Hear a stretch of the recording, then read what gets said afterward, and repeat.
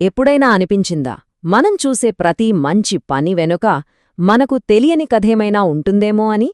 కొన్నిసార్లు అతిపెద్ద త్యాగాలు చాలా నిశ్శబ్దంగా జరిగిపోతాయేమో అని?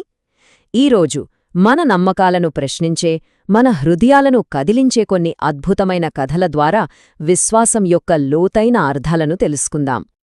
ఒకవేళ ఇప్పటిదాకా మనం చూసిన ప్రతి మంచి పనిని మనం తప్పుగా అర్థం చేసుకునుంటే, ఈ ప్రశ్నతోనే మనం ఈరోజు మన ప్రయాణాన్ని మొదలుపెడదాం. ఎందుకంటే కొన్నిసార్లు మన కంటికి కనిపించేదే నిజం కాకపోవచ్చు. సరే, మనం మొదటి కథలోకి వెళ్ళిపోదాం. ఇది ఇద్దరు దేవదూతల ప్రయాణానికి సంబంధించిన కథ. వాళ్ల ప్రయాణంలో ఎదురైన సంఘటనలు చూస్తే అబ్బా, ఇంత అన్యాయమా అనిపిస్తుంది. కాని అసలు కథ వేరే ఉంటుంది. ఇప్పుడు చూడండి, ఈ రెండు కుటుంబాల మధ్య ఉన్న తేడా. ఒకవైపు ఒక ధనిక కుటుంబం. వాళ్ళు దేవదూతల్ని అవమానించి ఎక్కడో చల్లగా ఉండే నేలమాలిగలో పడుకోమన్నారు. మరోవైపు ఒక పేద కుటుంబం. వాళ్ల దగ్గరున్న కొద్దిపాటి దాన్నే పంచుకుని వాళ్లు పడుకునే మంచాన్నే దేవదూతలకిచ్చారు. మరి ఫలితమేంటి?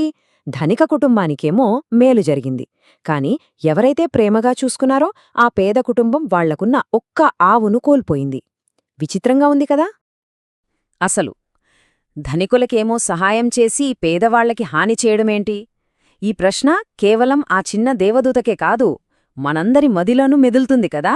అసలు దీని వెనుకున్న రహస్యమేంటో? దానికి సమాధానమే ఈ వాక్యం. విషయాలు ఎప్పుడూ కనిపించే విధంగా ఉండవు. ఈ ఒక్క మాట ఈ కథలోని రహస్యాన్ని మాత్రమే కాదు, ఈరోజు మనం చెప్పుకోబోయే అన్ని కథల సారాంశాన్ని పఠిస్తుంది. అయితే అస్సలు రహస్యమేంటంటే, ఆ పెద్ద దేవదూత బాగుచేసిన గోడ ఉంది కదా, దాని వెనక బంగారం దాగి ఉందట. ఆ అత్యాశపరులైన కుటుంబానికి ఆ బంగారం దక్కకూడదనే దేవదూత అలా గోడ కట్టేశారు. ఇక పేద రైతుంట్లో జరిగిందైతే నిజంగా అద్భుతం. మృత్యుదేవత ఆ రైతు భార్య ప్రాణాల కోసం వస్తే ఆ దేవదూత ఆమెకు బదులుగా వాళ్లకున్న ఆ ఒక్క ఆవు ప్రాణాన్ని ఇచ్చారు. అంటే చూడ్డానికి ఒక పెద్ద నష్టంలా కనిపించినా దాని వెనక ఒక ప్రాణం నిల్చింది, ఒక ఆశీర్వాదం దాగి ఉందన్నమాట. ఇలా దాగి ఉన్న ఆశీర్వాదాలు కేవలం దేవదూతల చర్యల్లోనే ఉండవు, కొన్నిసార్లు మన ప్రార్థనల్లో కూడా ఉంటాయి. మన తర్వాతి కథ చూస్తే ఒక నిస్వార్థమైన ప్రార్థన ఎంత శక్తివంతమైనదో, దాని ఫలితాలు ఎంత అద్భుతంగా ఉంటాయో మనకర్థమవుతుంది. ఓకే, కథ ఏంటంటే, ఒక ఓడ ప్రమాదంలో ఇద్దరు వ్యక్తులు ఒక ద్వీపంలో చిక్కుకుపోయారు. అందులో మొదటి వ్యక్తి ఏది ప్రార్థిస్తే అది జరిగిపోయింది. చూడండి, మొదటి రోజే ఆహారం దొరికింది, 7వ రోజుకి భార్య వచ్చింది, 10వ రోజుకి ఇల్లు, బట్టలు, చివరికి 14వ రోజుకి అతన్ని రక్షించడానికి ఒక ఓడ కూడా వచ్చింది. కాని పాపం ఆ రెండో వ్యక్తికి మాత్రం ఏమీ దొరకలేదు. సరే, ఇంకేముంది, ఆ మొదటి వ్యక్తి తన భార్యతో కలిసి ఓడెక్కేశాడు. తన తోటివాణ్ణి ఆ ద్వీపంలోనే వదిలేసి వెళ్ళిపోటానికి సిద్ధపడ్డాడు. సరిగ్గా అప్పుడే ఆకాశం నుండి ఒక స్వరం వినిపించింది, నీ తోటివాణ్ణి ఆ ద్వీపంలో ఎందుకు వదిలివెళుతున్నావు అని. అప్పుడు తెలిసింది అసలు విషయం. ఆ మొదటి వ్యక్తి పొందిన ఆశీర్వాదాలన్నీ అతని ప్రార్థనల వల్ల వచ్చినవి కావు. ఆకాశవాణి చెప్పిందేంటంటే, ఆ రెండో వ్యక్తి ఒక్కటే ప్రార్థన చేశాడు. అదేమిటంటే, నీ ప్రార్థనలన్నీ ఫలించాలని. చూశారా, ఒకరి నిస్వార్థమైన దయ ఇంకొకరి జీవితాన్ని ఎలా నింపిందో? అద్భుతం కదా. ఒకరి నిస్వార్థ ప్రార్థన మరొకరికి వరంలా మారినట్టే, కొన్నిసార్లు మనం చేసే చిన్న చిన్న త్యాగాలు కూడా ఇతరులపై మనం ఊహించనంత ప్రభావాన్ని చూపుతాయి. ఇప్పుడు మనం అటువంటి ఒక నిశ్శబ్ద త్యాగానికి సంబంధించిన కథను చూద్దాం. ఒక 10 ఏళ్ల అబ్బాయి ఒక కాఫీ షాప్కి వెళ్ళాడు. అక్కడ వెయిట్రెస్ని పిలిచి ఐస్ క్రీమ్ సండే అంతా అని అడిగాడు. ఆమె చెప్పింది 50 సెంట్లు అని. ఆ అబ్బాయి తన దగ్గర ఉన్న నాణ్యాలన్నీ లెక్క పెట్టుకుని, సరే మామూలు ఐస్ క్రీమ్ ఎంతా అని అడిగాడు. దానికి ఆ వెయిట్రెస్ కొంచెం విసుగ్గా 35 సెంట్లు అని చెప్పింది. అంటే తేడా 15 సెంట్లు. ఆ అబ్బాయి ఆ 15 సెంట్లు ఆదా చేయడానికి మామూలు ఐస్ క్రీం ఆర్డర్ చేశాడు. ఈ చిన్న మొత్తంలోనే ఒక పెద్ద కథ దాగి ఉంది. ఆ అబ్బాయి ఐస్ క్రీం తినేసి బిల్లు కట్టి వెళ్ళిపోయాడు.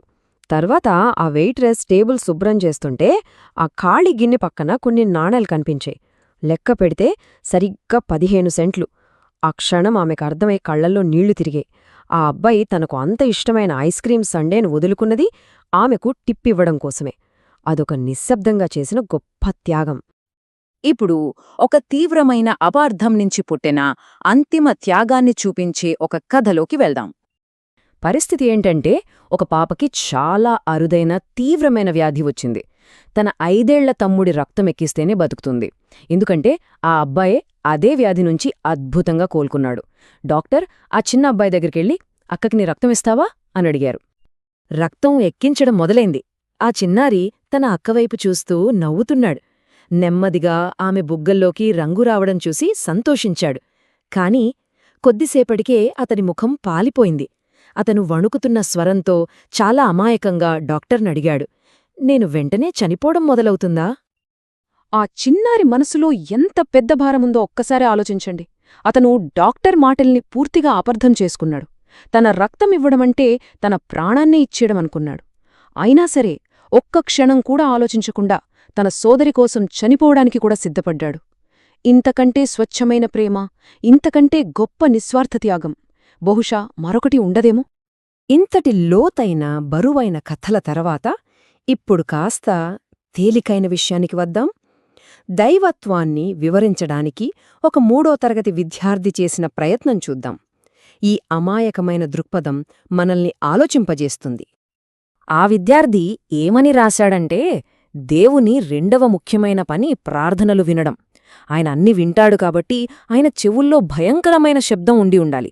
దాన్ని ఆపే మార్గాన్ని ఆయన ఆలోచించి ఉండకపోతే తప్ప ప్రార్థనల తీవ్రతను ఇంత సరదాగా అమాయకంగా చెప్పడం భలే ఉంది కదా. ఇంకో మాట కూడా రాశాడు, ఆదివారం తప్పకుండా చర్చ్కెళ్ళాలి. ఎందుకంటే అది దేవుణ్ణి సంతోషపరుస్తుంది. మనం ఎవరినైనా సంతోషపెట్టాలనుకుంటే అది ఖచ్చితంగా దేవుడే అయ్యుండాలి. విశ్వాసాన్ని ఇంతకంటే సరళంగా మనసుకు హత్తుకునేలా చెప్పటం బహుశా కష్టమేమో. చివరగా ఈ మాటలు చూడండి. అమాయకమైన, పూర్తి నమ్మకంతో కూడిన విశ్వాసమంటే ఏంటో చెప్తాయి. చీకట్లో భయమేసినప్పుడు, లేదా మనకి ఈత సరిగ్గా రానప్పుడు, పెద్ద పిల్లలు లోతైన నీళ్లలోకి తోసేసినప్పుడు ఆయన మన చుట్టూ ఉన్నాడని తెలియడం చాలా ధైర్యాన్నిస్తుంది.